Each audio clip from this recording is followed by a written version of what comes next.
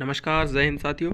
आज हम बड़े ही डिटेल्ड में आंग्ल मैसूर जो युद्ध हुए हैं, 4 आंग्ल मैसूर युद्ध हुए हैं, उनको बड़े ही डिटेल्ड में पढ़ेंगे साथियों। जिसमें सबसे पहले मैं आपको ये बताऊंगा कि हैदर जो अली था उसका उदय कहाँ से हुआ था, वो कहाँ से आया था। ठीक है, तो सबसे पहले मैं यहाँ पे बात कर लेता हूँ। देखिए, यहाँ पे सबसे पहले आप सभी को पता होगा जी, 1336 में एक विजयनगर साम्राज्य की स्थापना हुई थी और उसके जस्ट बाद 1347 में एक बहमनी साम्राज्य की स्थापना हुई थी। जिसमें क्या हुआ था कि इन दोनों में तनातनी चलती रहती थी। तनातनी मतलब लड़ाई लड़ाई होती रहती थी। तो क्या हुआ था जो विजयनगर साम्राज्य था उसका जो राजा था वो राम राय था। और यहाँ पे जो बहमनी एम्पायर था उसके चार पांच पांच क्षेत्र थे, इनके अलग अलग राजा थे। जैसे एक था बीदर, ठीक है। एक एक तो बीदर वाला कौन सा, ये देखिए, ये रहा बीदर, और ये बरार, गोलकुंडा, बीजापुर, अहमदनगर। ठीक है, ये चार थे।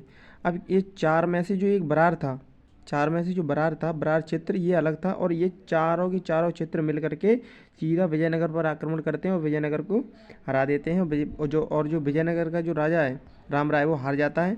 और यहाँ पे इस युद्ध को जो नाम दिया जाता है उसको तालीकोटा का युद्ध का नाम दिया जाता है इसको। और ये युद्ध बहुत ही फेमस युद्ध है, एग्जामों में ये बार बार पूछा जाता है। तालीकोटा का युद्ध किस किस के बीच हुआ था और कब हुआ था। तो ये कब हुआ था, ये 1565 में हुआ था। इसको बन्नी हट्टी का युद्ध भी कहा जाता है, राक्षसी तंगड़ी का युद्ध भी कहा जाता है इसको। ठीक है, बहुत ही डिटेल में पढ़ेंगे साथियों, बस आपको ध्यान से देखना है। ठीक है, तो यहाँ पे ये युद्ध हो रहा था। तो युद्ध होने के बाद इसको विजयनगर साम्राज्य ये हार गया। तो इसके बाद क्या हुआ, ये पराजित होने के बाद बांडियार वंश का एक छोटा सा शासक था, चिक्का कृष्ण राय। ये इस विजयनगर साम्राज्य के छोटे छोटे पार्ट हो गए। तो उन पार्ट में से एक पार्ट का जो राजा था वो था चिक्का कृष्ण राय। अब इसी चिक्का कृष्ण राय के दो बेटे थे, एक तो नंदराज और एक कृष्णराज। और ये जो नंदराज था, नंदराज की सेना में ही ये सेनापति था हैदर अली। यहाँ से इस हैदर अली का उदय हुआ है। इतनी बात आपको क्लियर हो गई होगी मेरे हिसाब से। ठीक है, अब यहाँ पे बात कर लेते हैं हैदर अली की। अब इसने क्या क्या किया, देखिए। प्रथम आंग्ल जो मैसूर युद्ध हुआ था वो मैंने अभी आपको बताया, वो कब हुआ था, ये चारों याद कर लो आप। ये हुआ था 1767 से लेकर के 1769 तक, फिर 80 से 84 तक सेकंड, और 90 से 92 तक थर्ड, और 1799 फोर्थ हुआ था, जिसमें टीपू सुल्तान की डेथ हो गई थी। एक महल के अंदर ही उसको मार दिया गया था अंग्रेज़ों के द्वारा। अब देखो यहाँ पे क्या हुआ था, जो हैदर अली है 1755 में डिंडीगुल का प्रशासन, जैसे ही यहाँ पे ये 1765 में क्या हुआ था, ये युद्ध हुआ था। उसके बाद जो 1565 में जो युद्ध हुआ था, उसके बाद जब हैदर अली राजा बना था, मतलब सेना में सेनापति था, तो इसके जस्ट बाद धीरे धीरे ये प्रमोशन होता गया इसका। और ये अंत में 1755 में जाकर ये क्या हुआ, ये डिंडीगुल का प्रशासन बन गया, मतलब राजा बन गया। डिंडीगुल एक छोटा सा क्षेत्र था, उसका राजा बन गया। फिर क्या हुआ, डिंडीगुल में आधुनिक सत्रागार इसने खोला। ये ऐसा ऐसा राजा था, मतलब ये टेक्नोलॉजी पर काम करता था। तो डिंडीगुल में इसने क्या किया, एक आधुनिक शस्त्रागार खोला। ठीक है, अब 1761 में हैदर अली मैसूर का शासक बना। 1761 में हैदर अली किसका शासक बना, मैसूर का। अब अंदाजा लगाइए, 1761 में ये मैसूर का शासक राजा बन चुका है और अंग्रेज भी इसी समय अपनी सीमा को विस्तारित करते जा रहे थे। तो इसकी लड़ाई अंग्रेज़ों से इसीलिए हो रही थी क्योंकि इसके टाइम अंग्रेज बहुत ही पावरफुल थे। ठीक है, और ये क्लास बहुत इंपॉर्टेंट होने वाली है साथियों, बस ध्यान से समझिए इसको। तो हैदर अली का उदय कहाँ से हुआ, इतना समझ में आ गया। इसने 1761 में ये हैदर अली मैसूर का शासक बन गया था। ठीक है, धीरे धीरे ये अपनी शक्तियों को बढ़ाता चला गया और टेक्नोलॉजी पर काम करता चला गया। प्रथम आंग्ल मैसूर जो युद्ध हुआ था 1767 से 69 तक, इसमें क्या हुआ था, देखिए। युद्ध हुआ किसकी वजह से था, ये समझिए। क्या हुआ था, जब जो ईस्ट इंडिया कंपनी थी, तो ईस्ट इंडिया कंपनी अपने व्यापार को, जैसे ये भारत है, जैसे यहाँ से यहाँ बांग्लादेश, मतलब बंगाल है, बंगाल से इधर ये केरल में कोचीन पड़ता है। तो यहाँ कोचीन में ये मसाले का व्यापार ज़्यादा होता था। तो इस मसाले के व्यापार पे अपना नियंत्रण करना चाहती थी ईस्ट इंडिया कंपनी। तो यहाँ पर जो राजा था वो था ये हैदर अली। बस इसी की वजह से हैदर अली इनको कंट्रोल नहीं करने दे रहा था, इसी की वजह से ये युद्ध हुआ था। अब क्या है, देखिए। इस टाइम पे जो हैदर अली था वो अंग्रेज़ों से युद्ध करने के लिए तैयार तो था, लेकिन अकेला युद्ध नहीं कर सकता था। उसके साथ दो राजा या दो शक्तियाँ उसके साथ थी। पहली शक्ति कौन थी, पहली शक्ति थी उसके पास मराठा शक्ति, दूसरी शक्ति थी उसके पास कौन सी, एक हैदराबाद के निज़ाम। तो पहला जब युद्ध हुआ, प्रथम मैसूर युद्ध, तो जब प्रथम मैसूर युद्ध हुआ था तो मराठों से भी अंग्रेज़ों के कॉन्फ्लिक्ट होते रहते थे, और हैदराबाद के जो निज़ाम थे उनके बीच भी कॉन्फ्लिक्ट होते रहते। तो ये दोनों साथ मिल करके किसके साथ हो गए, हैदर अली के साथ हो गए। ठीक है, दोनों किसके साथ हो गए, हैदर अली के। जब ये दोनों हैदर अली के साथ हुए, तो हैदर अली एक ऐसा व्यक्ति था, मतलब ये कूटनीतिक व्यक्ति का अपने साथ लोगों को एकदम ऐसे रखता था कि जैसे हाँ जान से प्यारे हैं, ये हमारे साथ रहेंगे, जान से प्यारे हैं ये हमारे। ठीक है, तो ये दोनों इसके साथ हो गए थे। जब साथ होने के बाद जब हैदर अली और जो बैरलिस्ट जो एक अंग्रेज़ों की तरफ से कमांडर था सेना में, ईस्ट इंडिया कंपनी की तरफ से, इससे लड़ाई हुई तो हैदर अली की जीत हुई। यहाँ पे एक संधि ट्रीटी साइन होती है, मद्रास की संधि जिसे नाम दिया जाता है ट्रीटी ऑफ मद्रास, जिसमें 1769 में एक संधि होती है। इसमें क्या कहा गया था, इसमें कहा गया था कि जो अंग्रेज़ हैं वो सारे अंग्रेज हमारा साथ देंगे। जब भी मैसूर के राजा हैदर अली को जब भी ज़रूरत पड़ेगी युद्ध की, तो सारे अंग्रेज मैसूर के राजा हैदर अली का साथ देंगे। ये यहाँ पे ट्रीटी साइन होती है और अंग्रेज़ों को अपने देश भगा दिया जाता है, यानी बंगाल में अपना शासन करो, वहीं पर रहो। उसके बाद क्या हुआ था कि हमारे राजाओं में एक कमी थी कि आपस में वो लड़ते झगड़ते रहते थे। ठीक है, लड़ते झगड़ते रहते तो क्या हुआ था, 1771 में मराठा ने मैसूर पर आक्रमण किया था। मराठा, अब ये मराठे इसके साथ थे पहले, अब 1761 में क्या हुआ था, ये आपस में कॉन्फ्लिक्ट कर रहे हैं। देखिए कुछ न कुछ कारण रहे होंगे इनके, आपस में कॉन्फ्लिक्ट कर रहे हैं। अब यहाँ पे जब मराठा जो मैसूर पर आक्रमण कर रहा है, इस समय अंग्रेज़ों ने हैदर अली का साथ नहीं दिया था। इस समय अंग्रेज़ों ने जब हैदर अली का साथ नहीं दिया तो यहाँ पे ये पता चल गया मैसूर के राजा हैदर अली को कि भाई अंग्रेज़ किसी के नहीं हो सकते, बहुत धोखेबाज लोग हैं ये। ठीक है, फिर इसके बाद एक और युद्ध होता है 1779 में। अंग्रेज़ों ने माहे, फ्रांसीसियों के जो अधीन था क्षेत्र माहे को कब्जे में ले लिया, किसने, अंग्रेज़ों ने। ठीक है, अब 1779 में मैसूर, मराठा और निज़ाम के बीच फिर दोबारा संधि हो गई। अब ये संधि दोबारा क्यों हुई, क्योंकि ये इनको पता चल गया था कि अंग्रेज ने संधि तोड़ी है और अंग्रेज़ों को सबक सिखाना जरूरी है। ठीक है, तो फिर दोबारा से मैसूर के राजा हैदर अली, मराठे और निज़ाम, ये सारे किसके साथ हो गए, सीधे सीधे मैसूर के राजा हैदर अली के साथ हो गए। अब यहाँ पे जो द्वितीय युद्ध जब हुआ था तो इसी की वजह से हुआ था। जब ये तीनों साथ होकर के द्वारा इन्होंने क्या किया, द्वितीय आंग्ल मैसूर युद्ध में 1780 में, 80 की बात चल रही है अभी, 1780 में क्या हुआ, कौन था आर्कट, एक वो राजा था, सॉरी मैं राजा कह रहा हूँ, आर्कट कौन था, आर्कट एक क्षेत्र का नाम था।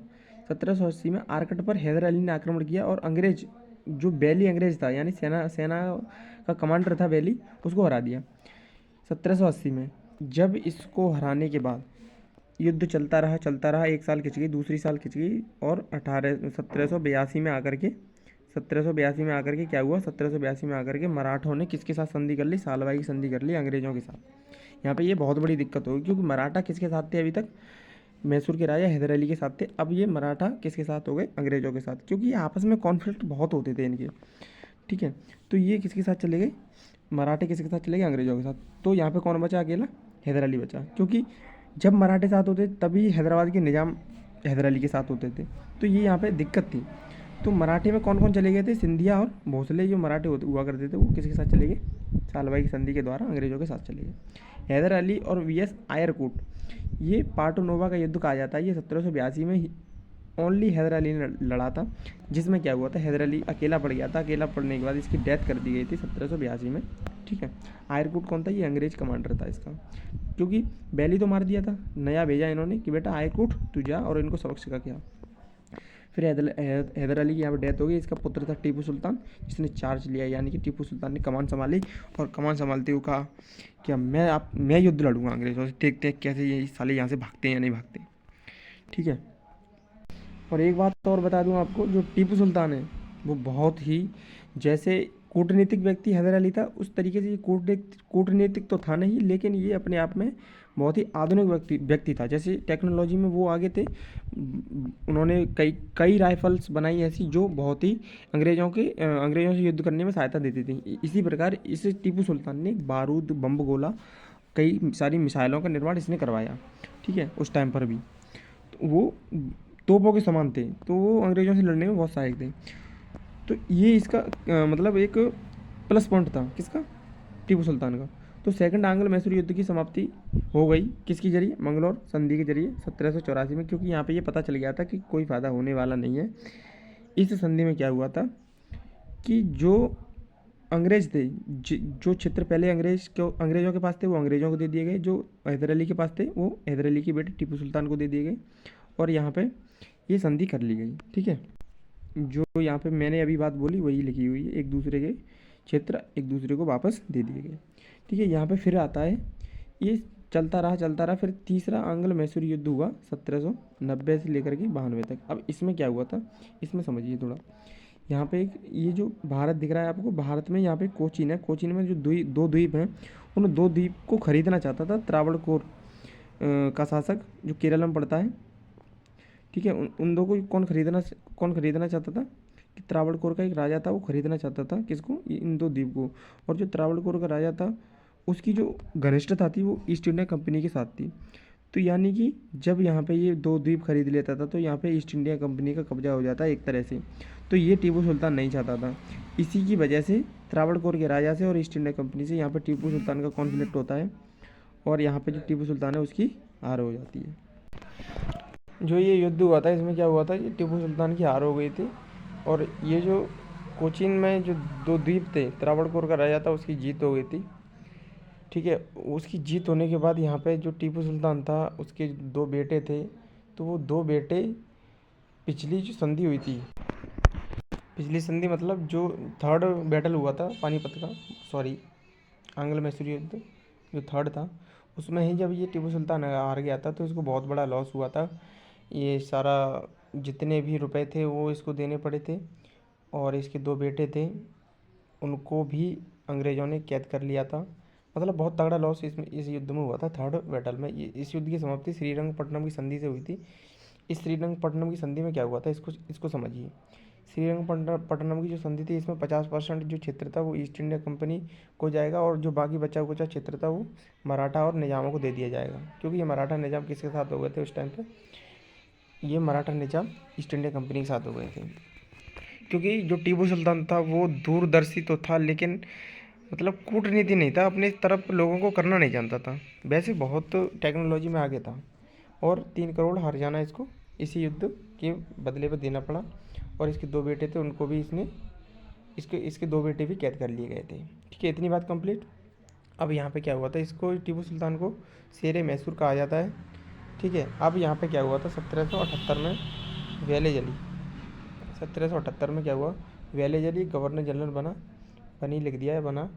ठीक है, अब ये वेलेजली साइक संधि अपनाता था। अब साइक संधि क्या होती थी, साइक संधि का मतलब होता था जैसे कोई राजा कमज़ोर होता था तो उस कमज़ोर राजा को ये वेलेजली सेना देता था, और कहता था कि इस सेना को आप यूज करो और इसका खाना पीना सब आप ही दो। ठीक है, हम आपको बस सैनिक दे देते हैं।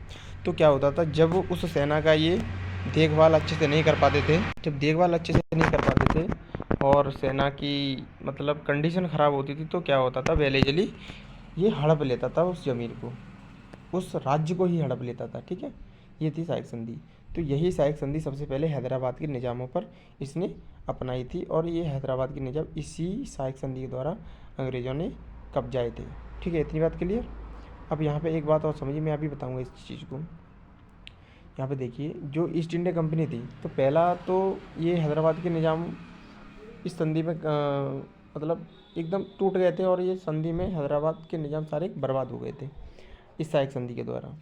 ठीक है, ये फिर वेलेजली टीपू सुल्तान के पास गया कि टीपू सुल्तान तुम भी मुझे कमज़ोर लग रहे हो, तुम्हारे पास भी कुछ नहीं बचा, क्योंकि तुम्हारे दो बेटे भी हमारी कैद में हैं, और अब तुम भी हमारी ये साइक संधि स्वीकार कर लो। टीपू सुल्तान ने मना कर दिया, और मना करने के बाद क्या हुआ, जब टीपू सुल्तान ने मना किया तो इसके बदले में फोर्थ आंग्ल मैसूर युद्ध किया गया था, जो वेलेजली ही था उस टाइम पे 1799 में। ठीक है, टीपू सुल्तान की हत्या कर दी गई थी एक महल में ही। अब इससे पहले मैं एक चीज़ आपको बताऊं, जब जो ये फोर्थ आंग्ल मैसूर जब जीत गए थे तो क्या हुआ था, जो मालाबार का तट था वो तो ईस्ट इंडिया कंपनी ने ले लिया था। जो मराठा थे उसको तुंगभद्रा नदी के किनारे जो उत्तर का क्षेत्र था वो दे दिया गया था, और कृष्णा और पुलेर नदी के बीच का क्षेत्र निजामों को दिया गया था। ठीक है, जो कुछ निजाम थे पर थोड़े छोटे मोटे रह गए थे, बाद में उनको दे दिया गया था। ठीक है, अब जो टीपू सुल्तान था उसके बारे में थोड़ा जान लो। 1750 से 1799 तक का इसका जीवन काल, मात्र 49 ईयर्स। स्वतंत्रता का वृक्ष लगवाया इसने, और ये फ्रांसीसी क्रांति हुई थी उस टाइम पे, तो तब ये टीपू सुल्तान जैकोबिन क्लब का सदस्य बना था, took membership of Jacobin club. Bharat को मिसाल प्रणाली इसी ने दी थी। ठीक है, मैंने अभी आपको बताया।